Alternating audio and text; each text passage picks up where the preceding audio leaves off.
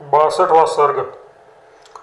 आकाश रूप मुनि की अनेक ब्रह्मांड देखने की इच्छा तथा स्वप्न के सदस्य आकाश रूप स्त्री के साथ बातचीत का वर्णन। भगवान पक्षियों की नाई आकाश में उड़ते हुए आपने क्या उस जगत समूह को परिच्छिन्न भाव से स्थिर होकर देखा, या अपरिच्छिन्न चिदाकाश भाव से यूं संदेह करते हुए श्री रामचंद्र जी पूछते हैं। श्री रामचंद्र जी ने कहा, भगवान पक्षियों की नाई आकाश में उड़ते हुए आपने उस समय उस जगत समूह का जो अवलोकन किया, वह क्या एक देश में स्थित होकर किया या चिदाकाश रूप शरीर से किया, ये कहने की कृपा कीजिए। इसमें दूसरे विकल्प का अवलोकन कर महाराज वशिष्ठ जी उत्तर देते हैं। महाराज वशिष्ठ जी ने कहा, हे श्री राम जी, जब अनंत आत्मा सर्वव्यापक चिदाकाश रूप हो गया, तब उस अनंत अवस्था में मेरे गमन और आगमन कैसे हो सकते हैं? न तो उस समय में एक स्थान में स्थिर हो रहा था और न तो मैं गतिमय हो रहा था। इसलिए इस अपरोक्ष आत्मस्वरूप चिदाकाश में ही अपने इसी अपरिच्छिन्न रूप में मैंने ये सब जगत समूह देखा। एक देश स्थिति आदि की कल्पना के बिना स्वात्मा रूप शेष अनात्म दर्शन की अप्रसिद्धि का दृष्टांत देकर निराकरण करते हैं। जैसे देह में आत्मबुद्धि होने में मैं पैर से लेकर मस्तक पर्यंत सभी अंगों को देखता हूँ, वैसे ही मैंने इस चर्म चक्षु के बिना भी चिद्रूप चक्षु से जगत समूह देखा। असंग, उदासीन और अवयव शून्य ब्रह्मभूत का अवयव जगत कैसा हुआ, इस पर कहते हैं। उस समाधि काल में आकृति शून्य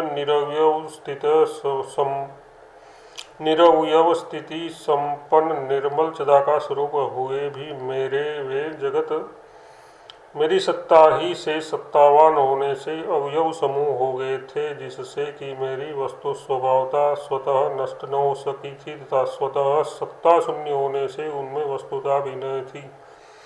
कहने का तात्पर्य यह है कि उस समय वास्तविक अवयवता न हुई, जो उत्तर अर्थ में स्वाप्निक जगत के तरह के रूप को प्रमाण रूप से उपस्थित करते हैं।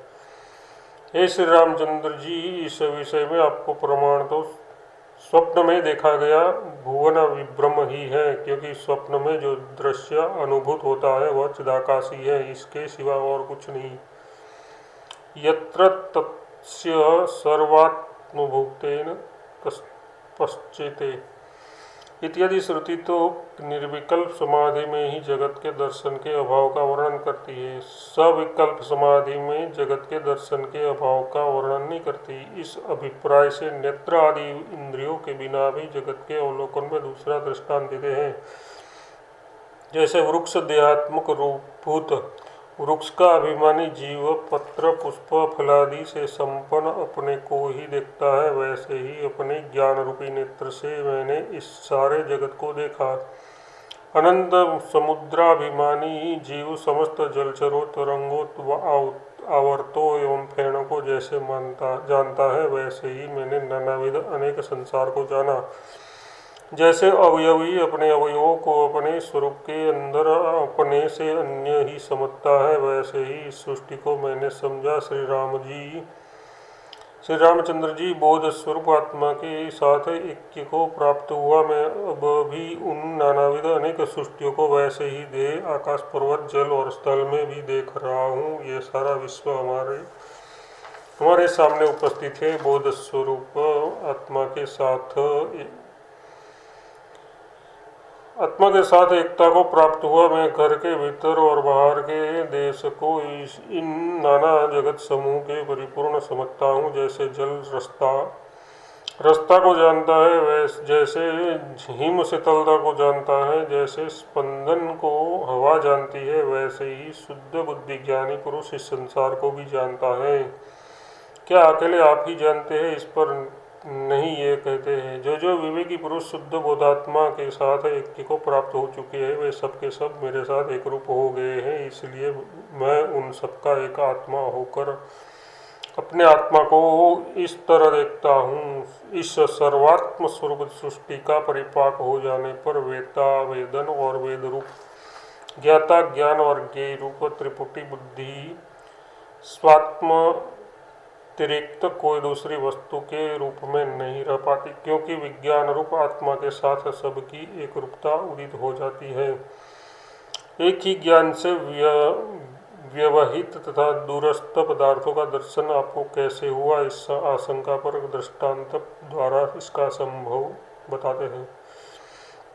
पर्वत पर स्थित पुरुष की दृष्टि दिव्य दृष्टि जैसे सैकड़ों करोड़ों योजन पर स्थित बाह्य और अभ्यंतर पदार्थों को देखती है, वैसे ही मैंने भी ये सब जगत देखा। जैसे पृथ्वी मंडल का अभिमानी जीव पृथ्वी पर के निधि धातु रस आदि सभी पदार्थों को जानता है, वैसे ही मैंने अपने से अभिन्न संपूर्ण दृश्य समूह को जाना। श्री रामचंद्र जी ने कहा, हे कमलोचन ब्रह्मन, जब आप इस तरह अनुभव कर रहे थे तब आर्या छंद पढ़ने वाली उस कांता ने क्या किया, वह कहिए। महाराज वशिष्ठ ने कहा, हे श्री रामचंद्र जी, उस आर्या छंद का पाठ करती हुई उसी प्रकार प्रशंसादि प्रीतिजनक व्यापार से युक्त चिदाकाश शरीर धारिणी व कांता आकाश में देवी की तरह मेरे समीप में स्थित हुई। यदि वह आपके समीप स्थित थी तो फिर आपने बिना समाधि के ही पहले ही उसे क्यों नहीं देखा। इस पर कहते हैं, जैसा मैं आकाश में शरीर था वैसा ही वह ललना भी आकाश में शरीर थी, यथा समाधि के पहले उस शरीर में मैं उसे न देख सका। आकाश स्वरूप में था, आकाशमय शरीर धारिणी वह थी तथा आकाशमय यह सारा संसार समूह भी उस समय चिदाकाश में ही स्थित था। यदि वह कांता आकाश स्वरूप ही थी तो फिर जीभ ताल ओंठ एवं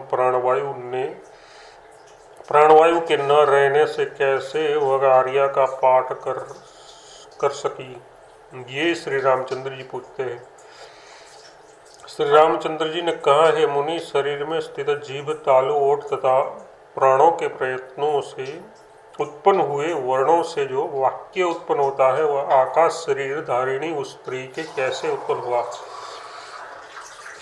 एवं आकाश स्वरूप आपके लिए भी उसके रूप दर्शन का पर्यालोचन करना कोई सरल काम नहीं है, ये कहते हैं।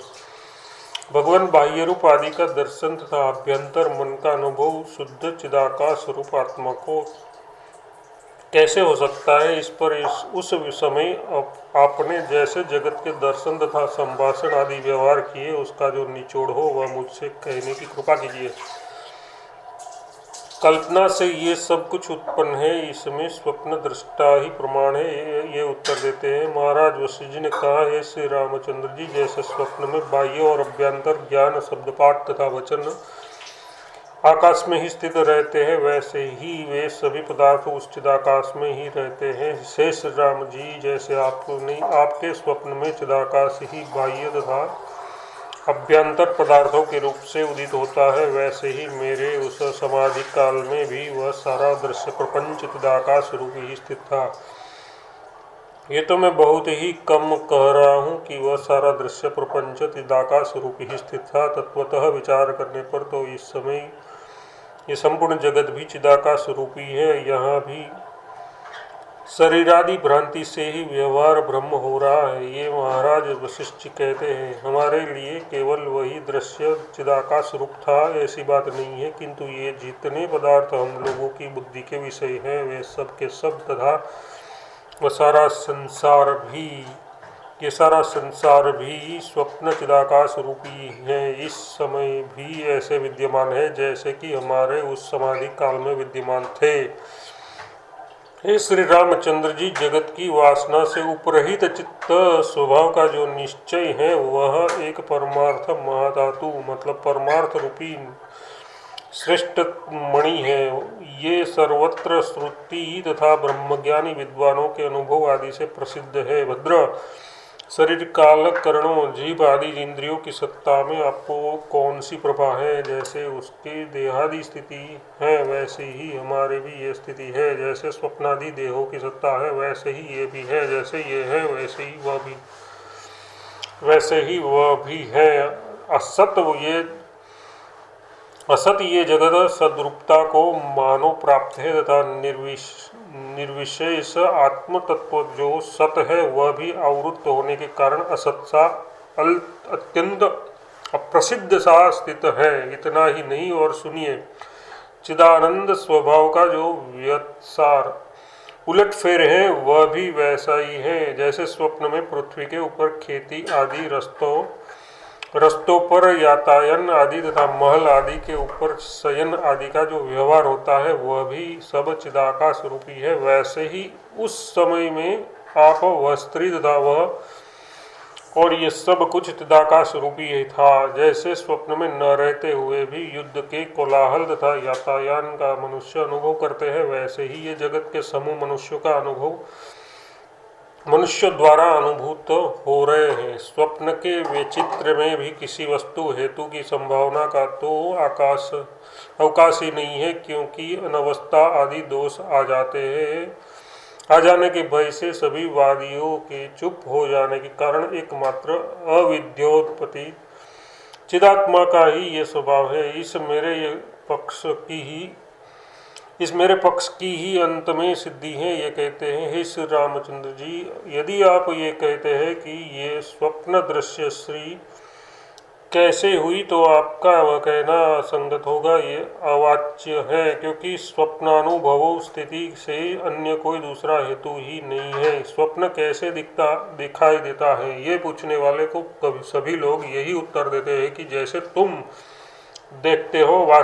तात्पर्य है कि उसका अनुभव ही उसके प्रश्न का एकमात्र उत्तर है। यहाँ पर उसका साधक कोई दूसरा हेतु नहीं है।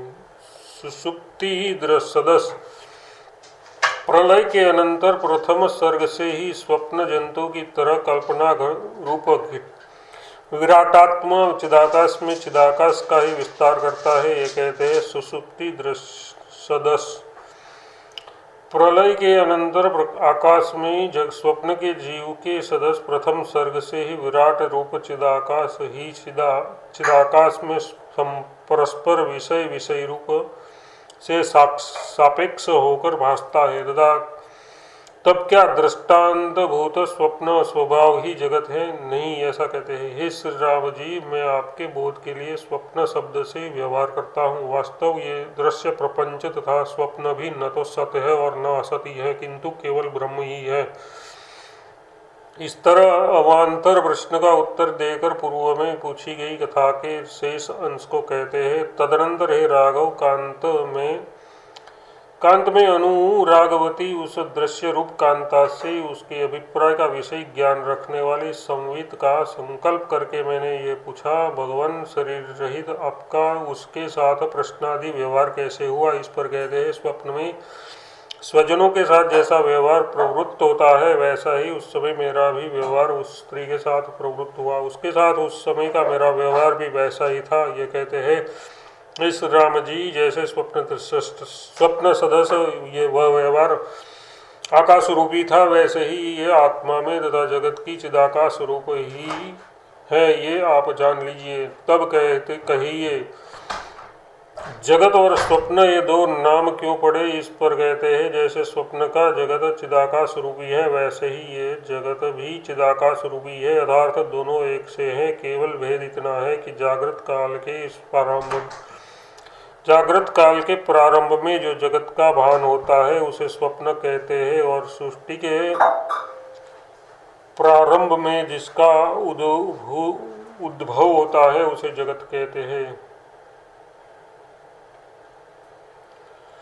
ये जो जगत का आभोग है वह स्वप्न ही है अथवा कुछ नहीं, वह एकमात्र चिदाकाशी है, क्योंकि इस तरह जो कुछ दिखाई देता है वह सब निर्मल सत्य तथा व्यक्ति मात्र ब्रह्म ही इस जगत के रूप से स्थित है। अथवा हे श्री राम जी, ये जो विशेष कह सकते हैं कि आप लोगों की वासना के आकार से स्वप्न का दृष्टा साकार है, लेकिन सृष्टि रूप स्वप्न का दृष्टा तो स्वतः चिदाकाशी है।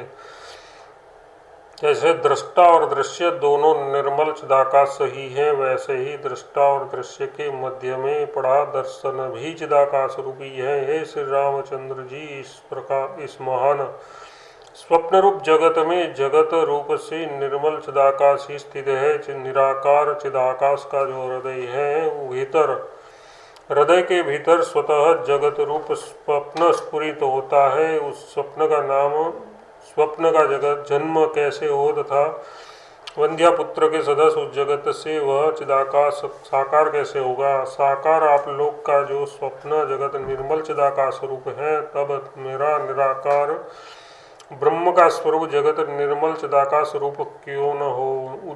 उपादान आदि सामग्री के बिना अभीति में ही चिदाकाश इस जगत रूपी स्वप्न को बिना निर्मित हुई ही निर्मित सा देखता है। कोमल चिदाकाश रूप मिट्टी से हिरण्यगर्भ नामक ब्राह्मण ने इंद्रिय रूपी ईरोखो से युक्त देहादि सृष्टि रूप मंडप का यद्यपि निर्माण किया है, फिर भी उसका वह निर्माण नहीं के बराबर है। न तो कर्तव्य है, न ये जगत है, न भोक्तृत्व है, न आस्तिकता है और न कुछ नास्तिकता ही है। अतः संपूर्ण दृश्यों का परिमार्जन हो जाने से उसका एकमात्र साक्षी ही परमार्थ है। इसलिए इस राम जी आप अपने भीतर पाषाण तुल्य मौनता का अवलंबन करके बाहर यथाप्राप्त प्रवाह पतित व्यवहार करते चलिए। जब तक प्रारब्ध कर्म का शेष है तब तक शरीर रहे या इसके बाद न रहे, इसमें कोई विशेषता नहीं है।